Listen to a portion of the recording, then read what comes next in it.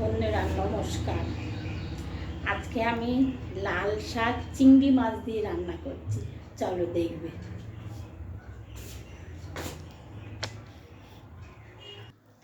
লাল শাক দিয়ে চিংড়ি মাছ দিয়ে করব, চলো।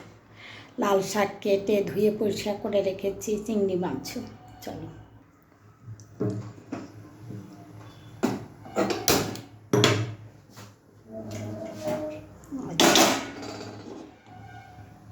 খড়িটা মাজিয়ে নিয়ে এমনি জল দিয়ে ধুয়ে নিয়েছি, গরম হোক।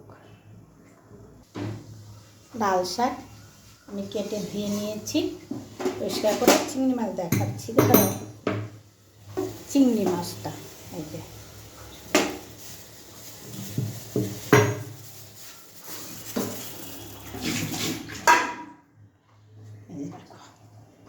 কড়াই গরম হয়ে গেছে, জল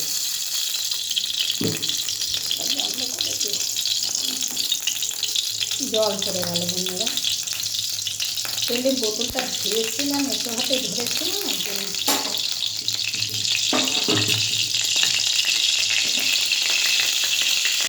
আমি এটাতে একটু জিরে ফোড়ন দেবো লাল শাকটাতে, কারণ এটা আমার মাকে দেখতাম লাল শাক চিংড়ি মাছ দিয়ে রান্না করলে এবং জিরে দিত ফোড়ন। আমি চিংড়ি মাছটা খুব হালকা করে ভাজবো, বেশি কড়া করে ভাজবো না।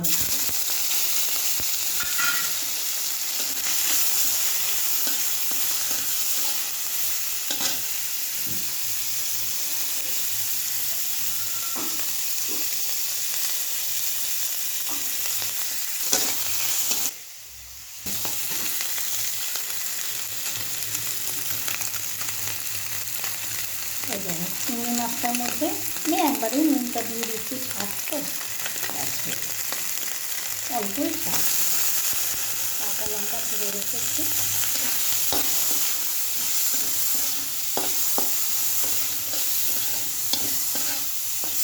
আর লাল শাকে আমি হলুদ দিই না, হলুদ দিলে লাল শাকটা সাদা পাড়া হয়ে যায়।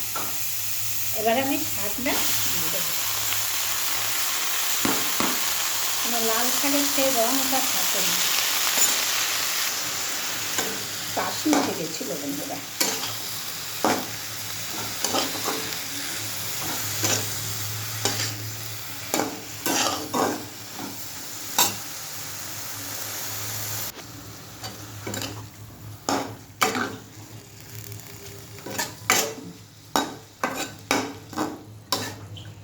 নামানোর সময় ধনেপাতা দিয়ে নামাবো, আর একটু সামান্য মিষ্টি দিয়ে দিই, খুব সামান্য, বেশি দেবো না। এই বন্ধুরা শাকটা কিন্তু আমি এরকমই নামাবো, জল জল করা। চিংড়ি মাছ দিয়েছি ওই জন্য। আর এই যে দেখো ধনেপাতা দিলাম।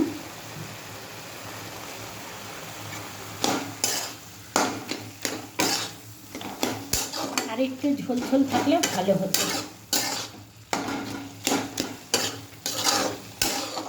ঠিক আছে বন্ধুরা, আমার লাল শাক হয়ে গেছে। দেখলে তো আমি কীভাবে করলাম, তোমরা এইভাবে করো।